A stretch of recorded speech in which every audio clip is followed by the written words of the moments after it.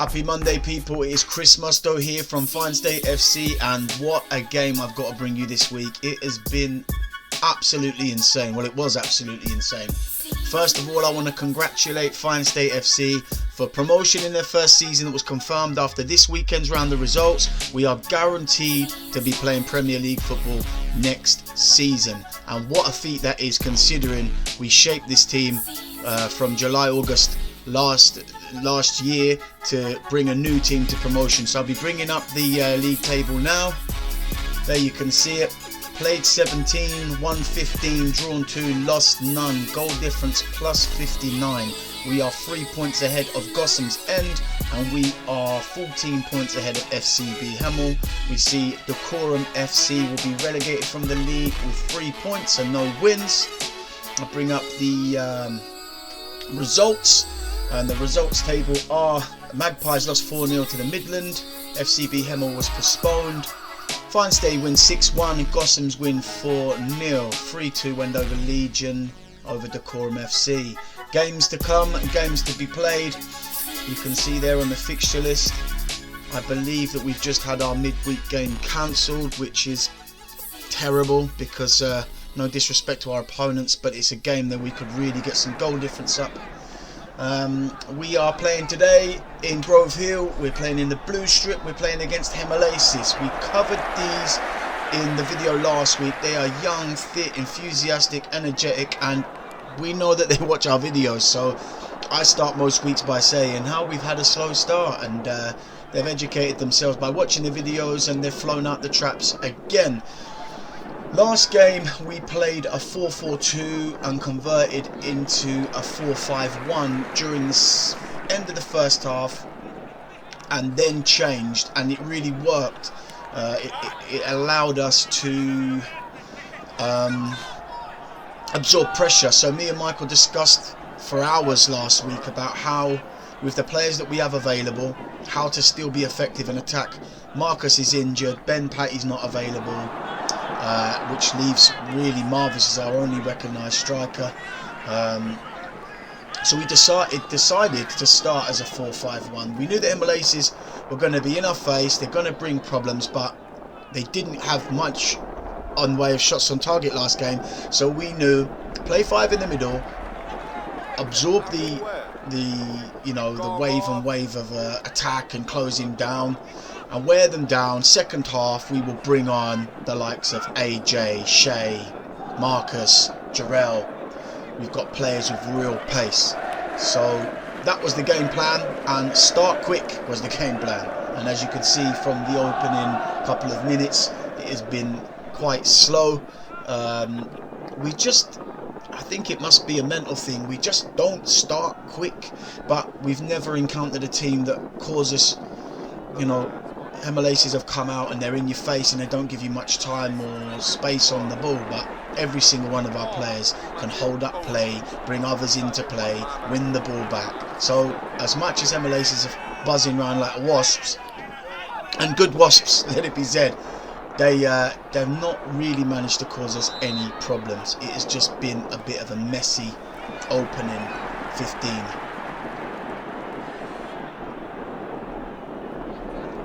He's been pretty disjointed in the middle of the park. A lot of people were saying, why are you changing your formation and blah blah blah. Only a fool would believe that their formation doesn't need to change week in, week out. And it is a compliment to Hemel that we did change our formation to 4-5-1. There's Curtis on the ball now. Just bounces up off the ground.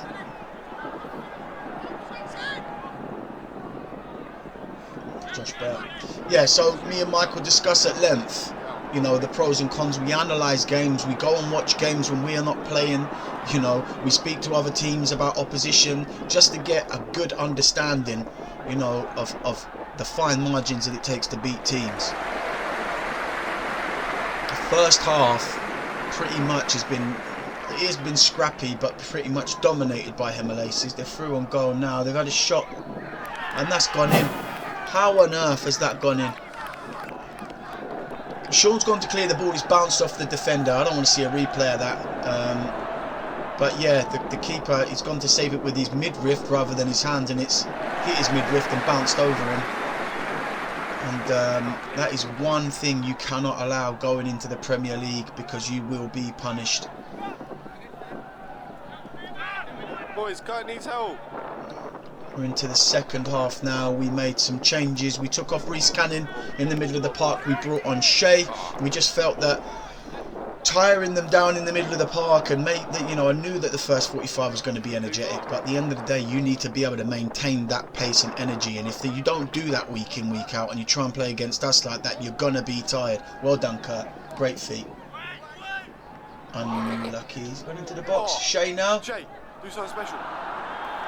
We knew that by bringing on Shea, he doesn't usually play as a forward, but we knew he's fast, and if he gets an opportunity and a shot at goal, he's good enough to take it. So, you know, that was the thought process with the big man and the little man. So bringing on Marv to hold up play and bring people in, and releasing Shea on the break. And that was the thought process behind that. Shea's through on goal now. We'll see if he can take his chance. And take his chance, he does! Well done, Shea Cross. We have players playing out of position for us. We have players playing with one leg. Such is the determination and passion to represent Finestay on a weekly basis. We have walking wounded and players playing out of position. Look at this for a finish. Congratulations, young man. What a player he is. And that was fantastic, and that's exactly what we meant. You know, Marvis holds up two defenders, and Shea, little nod down, brings himself into a position where he gets a shot on goal. Well done, Josh Burt. Kurt now. Fantastic.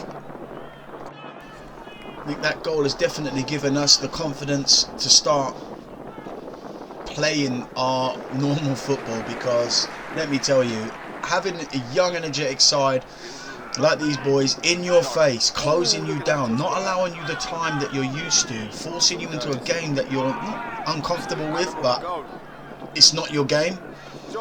Being able to adjust to it, adapt to it, and thrive in it is something that, you know, we've done, and we've done well. The heads have gone down after the goal that we scored, and it seems to be all us now in attack. Like I said, we was playing a 4-5-1 in the first half. Good shot, Curtis.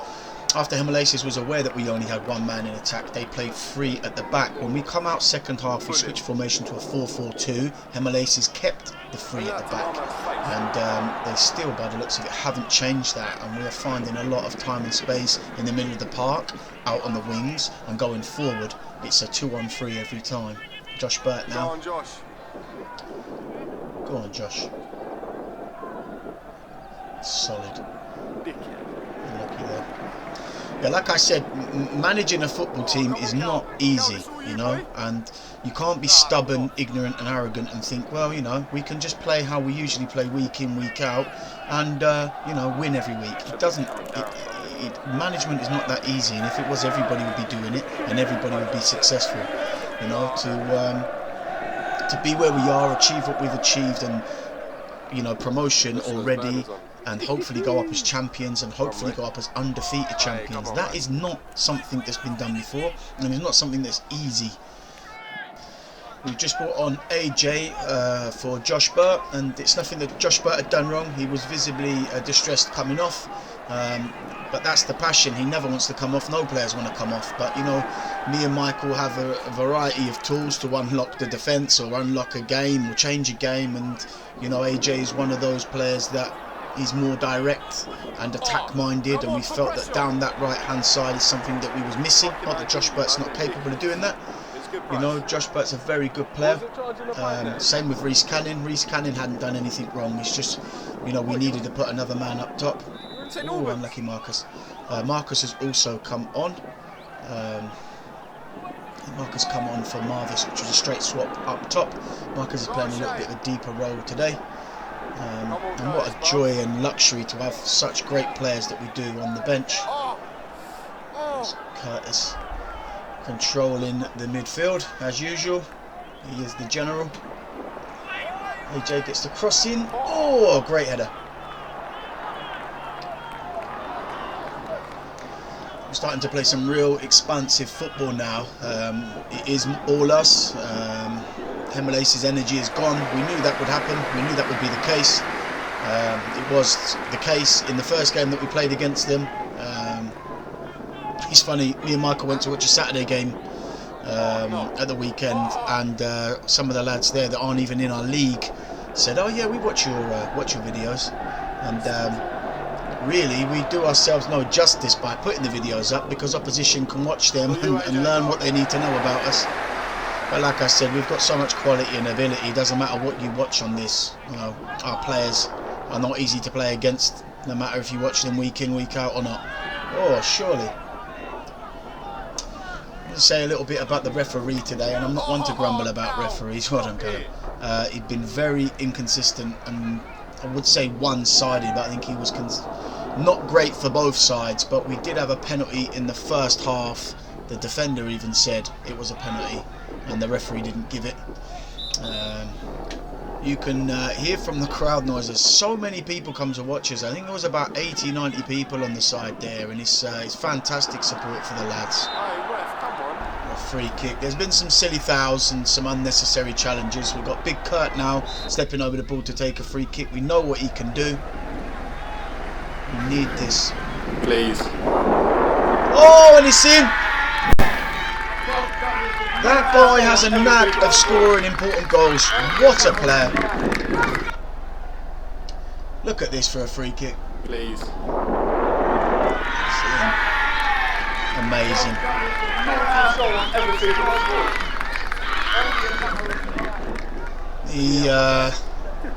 I mean, we can sing plaudits week in, week out about Curtis. And, you know, he's a player who's aware of his ability, is visible, everybody's aware of his ability, but he's not someone that needs the praise, and he'd rather see that praise given to other players, which is admirable of himself and just speaks volumes of the character that he has matured into as a player. There's been no issues with Curtis. He's been a fantastic addition to the squad. He's a grafter, and he is a shining example for young players coming through. He's always willing to help and do his bit, and he is a great leader on the pitch. Great flick there. Who's that? Marcus. Well, we are in total control now. It is 2-1. Aces are in disarray. It's become a very dysfunctional game. AJ now. Great through ball from Curtis. Over the keeper, into the back of the net. And his rich vein of form continues. AJ Redmond, fantastic goal. Look at this from Curtis.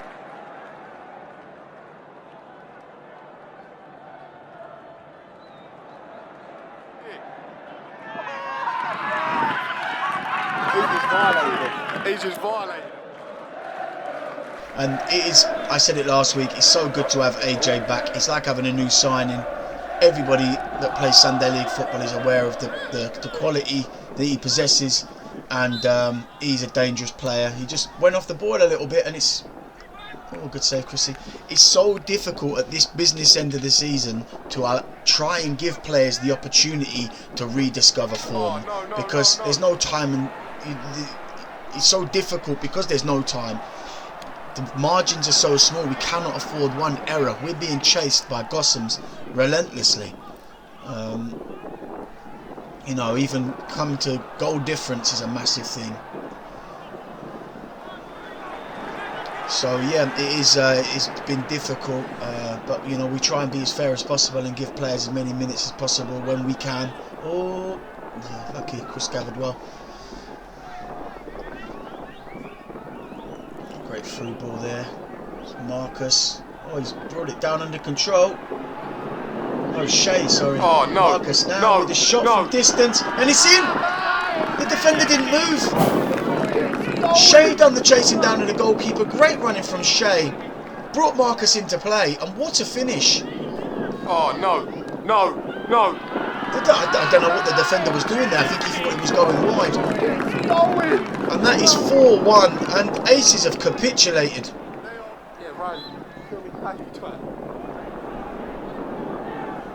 It has been a total turnaround of events here. Great skill by the goalkeeper. He's done 2 players. Fair play. There's some amazing players, young players on this team. Go on, Isaiah. Of Hemel Aces. A couple of really good players. And this is also their first season together as a team. And let me tell you something. They will not struggle next season. Some really good players. Look at your centre-backs doing that. It's taking the nick with it. Oh. Ray Wood rolling back the years with a couple of silky skills there. Now tells him where he wants to put it. Come on, man. Into the box. Shay. Oh, it's in. What's that? What's that? And that is number 5. And that is assist number 2 for Curtis. Oh, come on, man. What a finish. Excuse the language in the background. My apologies. Passion is running high. Kurt again. Curtis, don't do that. And it's in from Isaiah. That is assist number 3 from Curtis. Don't do that. In a game of this magnitude, 3 assists and a goal. It's embarrassing. Great Curtis, finish by don't do Isaiah. Don't do that. And it is 6-1. And I'm telling you now, I was very confident of a win today, but not by 5 clear goals. Heads have gone down. And it is all Finestay, and it has been since the second half. Bro, Curtis got 18 stone. He's wedge. And I've said it a few times this season. Second half is always better for us. I don't know why, but it is what it is.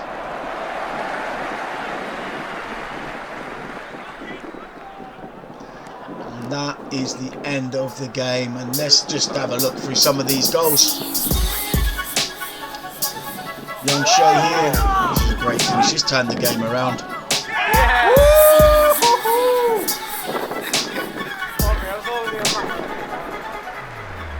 Please. Great free kick from Curtis. And that was when the slide began, the capitulation began for Hemel Aces, and total domination from the boys in blue. AJ, stop it. AJ, stop it. AJ, stop it. Great finish by He's AJ. violated.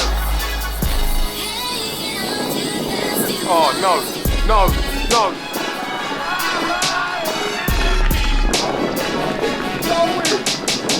Marcus is back on the score sheet from open play. I'm sure he'll be happy about that. Oh, come on, man. What's that? And this is what champions do. Oh, Curtis, don't do that. Until next week, people, God bless, stay safe, up the stay, and congratulations on promotion to my boys.